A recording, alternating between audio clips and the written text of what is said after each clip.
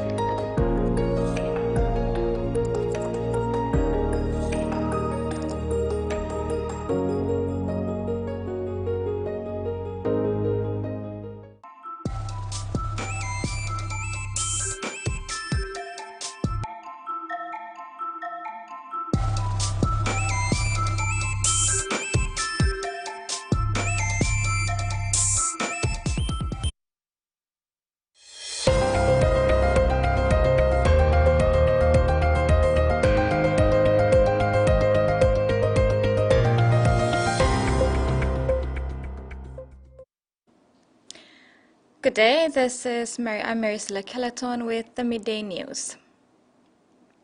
Smart Pacific One Voice is the theme for the inaugural Pacific ICT Ministers Summit in August. The theme is in emphasis on a connected Pacific, enabling aspirations through ICT. Information and Communication Technology Minister Timothy Massieu announced the theme of the summit when will be hosted in PNG. Massieu informed Pacific ICT delegates in Seoul, Republic of Korea, that the meeting is a follow-up from the International Telecommunication Union meeting in Romania last year, where the Pacific leaders expressed the need for the Pacific to voice on significant ICT matters. He stated that preparations are well underway for the Pacific ICT Ministers meeting. In its continuous efforts to mitigate environmental risk and impact to the environment, Octady Mining Limited has ventured into used tires recycling after it commissioned its tire pyrolysis plant in February this year. The new TPP costs over $30,000 and on average processes up to 3 tons of waste tire per burn and conducts 3 burns per week. OTML generates approximately 1,500 tons of waste tires per year, with an estimated 30,000 tons currently held in stockpile from the last 30 years. Heavy equipment such as cranes, dozers, and haul trucks contribute to large tires. Smaller tires are mostly from light vehicles and other small mobile equipment. Used tires can become a major source of pollution to the environment, as well as posing health hazards to humans and wildlife if not managed properly.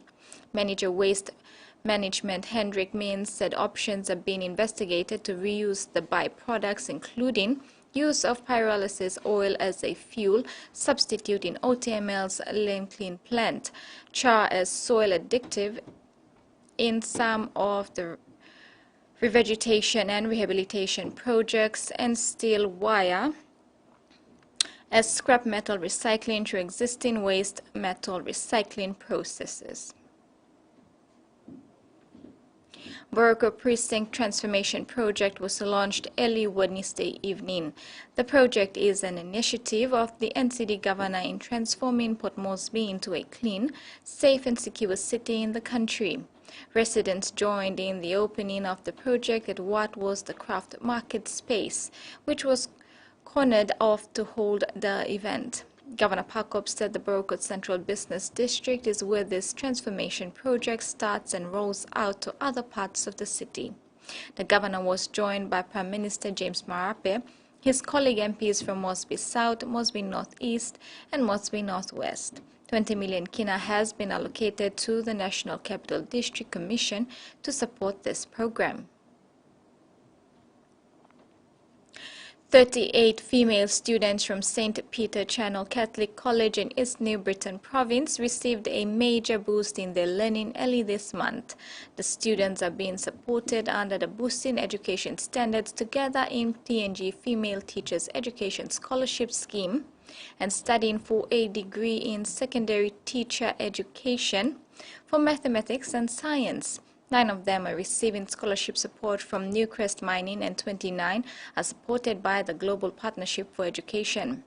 Newcrest country manager Stanley Comont said the company is supporting the development of PNG's human resources, especially in New Ireland province. On behalf of the Secretary for Education, Dr. Uke Kombra, Deputy Secretary Walipe Wingi congratulated the 38 female students on receiving a laptop each to boost their learning. Mr. Wingi also challenged them to remain focused in their studies, graduate from the college and be part of the Education Department's vision to provide quality education for all. In regional news, the South Australia government is planning to spend millions on sand carting, but some locals fear it won't be enough to save their beaches.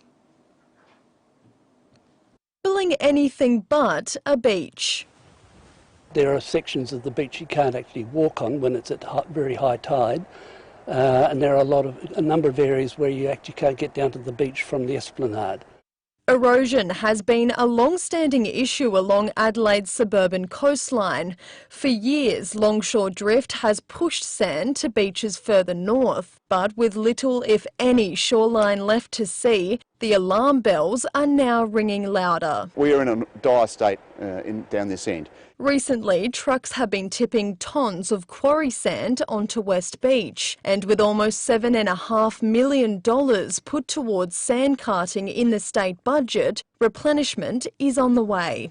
The government is currently undertaking a 12-month review of beach management on Adelaide's coastline, but critics argue that more action needs to be taken now to stop further erosion. We need to match the rate of drift per annum, per year, with sand coming back in to nourish those beaches. This isn't happening at the moment. The independent panel overseeing the review says that's just one concern which will be considered. I suspect there'll be a range of a complex solution, because when we're trying to slow the rate of drift along the beach, then there's a whole lot of approaches that can help us do that. Another possible solution is pumping excess sand from the northern beaches through a pipeline, but it's an idea causing tension between communities. They understandably enjoy their beach and their amenity, but we're all connected. We need to share that precious resource. The panel expects to hand down its advice to the government by the end of the year. The ABC can reveal private crews asked to help Ambulance Victoria on the day of last month's Horror Ainsbury school bus crash were instead directed to do more lucrative, non-urgent jobs. Victoria's experienced this year. 45 children were on board the school bus when it collided with a truck at Ainsbury, leaving some with injuries so bad they had to have limbs amputated. Ambulance Victoria called for help from non-emergency patient transport, a network of private ambulances contracted to do non-urgent work. But operators were told at least 2 private crews were unavailable because they'd called in sick, except they hadn't. They were there that day. They weren't sick, they were on shift, but they were told by their employer not to log in on the Ambulance Victoria system, and they were reassigned to do private work for their other contracts. It meant crews had to come from much further away to help take injured children to hospital. We need a strong patient transport sector. Unfortunately, it's failing. The ABC has spoken to 3 workers who say this incident is indicative of what's happening in the sector every day, with providers dropping Ambulance Victoria shifts for private work, which pays more. And that's putting further strain on our emergency paramedics. It ties up the system, it ties up emergency paramedics, and it prevents patients from being exited from the emergency department. Victoria is the only state in Australia where non-emergency patient transport is run by private operators. Well, I'm not particularly pleased with this sector, and it's my view that those services should come back in-house once contracts have run. The government's already announced a review into the troubled sector, with a report due by the end of the year. There are some opportunities for improvement to make sure that it better supports us as an overall health sector. The non-emergency provider declined to comment and referred the ABC to Ambulance Victoria, which said there was no shortage of non-emergency crews on the day of the crash.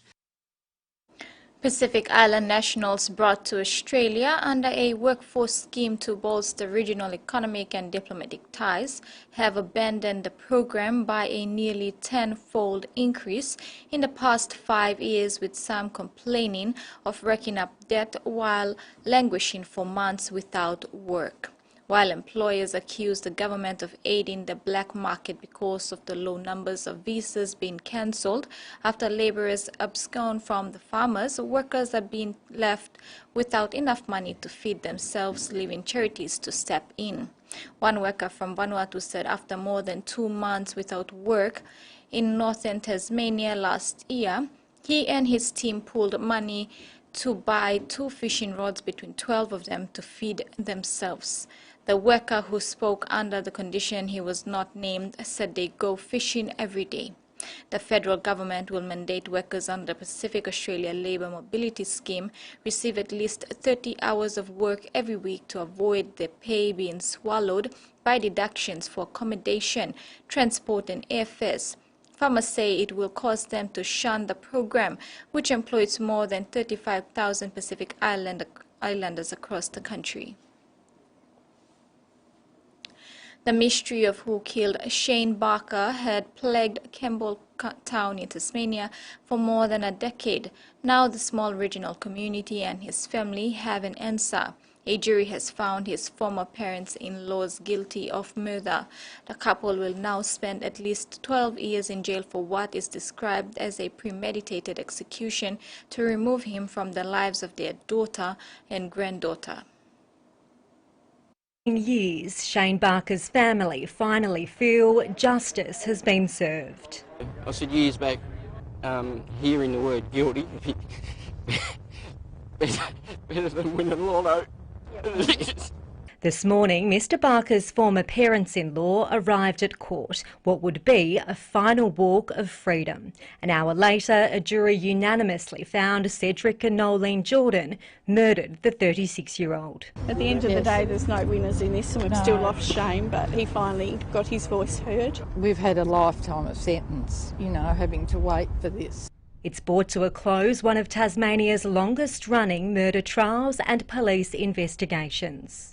The investigation has been complex and is one of Tasmania Police's longest-running murder investigations. The death has shocked the tight-knit community. Devastating. The biggest shock I've ever got in a small town like this.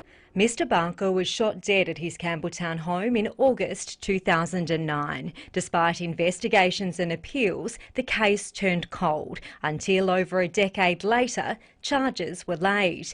The accused, Mr Barker's former parents-in-law, weren't brought to trial for another 3 years. Prosecutors described the murder as a premeditated execution and said the Jordans showed callous disregard that their granddaughter would lose her father. She's the collateral damage in all of it, unfortunately. She's missed out on her father as well as us as her extended family. The murder weapon, believed to be a .22 pump-action rifle, has never been found. There's no way I was giving up on my brother, and to me it's justice for not just our family, but there's always that chance for other families. Never give in. The couple was sentenced to 22 years behind bars. They won't be eligible for parole for 12 years when they're both in their 80s. And in sports, a local contractor in East New Britain has thrown its support behind the Rabaul Softball Association, pitching in 2,000 kina as sponsorship to the Interim Executive Committee this week.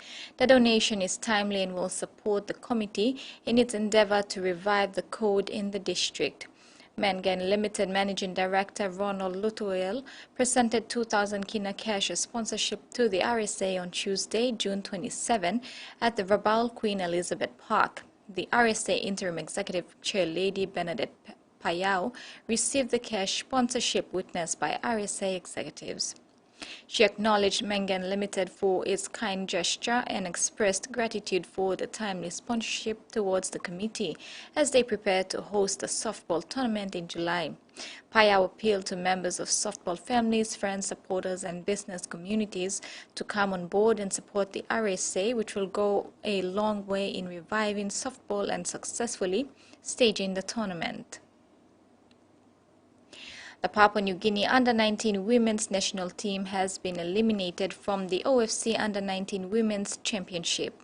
The junior Fiji Kula secured a 2-0 victory, ending PNG's journey in the tournament. Despite the disappointment, coach Susan Watpore expressed pride in the team's improved performance.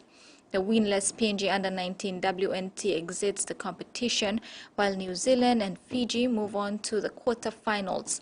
Here are the highlights. From Seraway, Lamba didn't hit the target. Fiji kept on applying pressure. This one from Lamba rattled that footwork, and from right in front, Emma Maria hammered it over. If a Buccaneers ever tried from edge of the area. And then they tested Fiji again.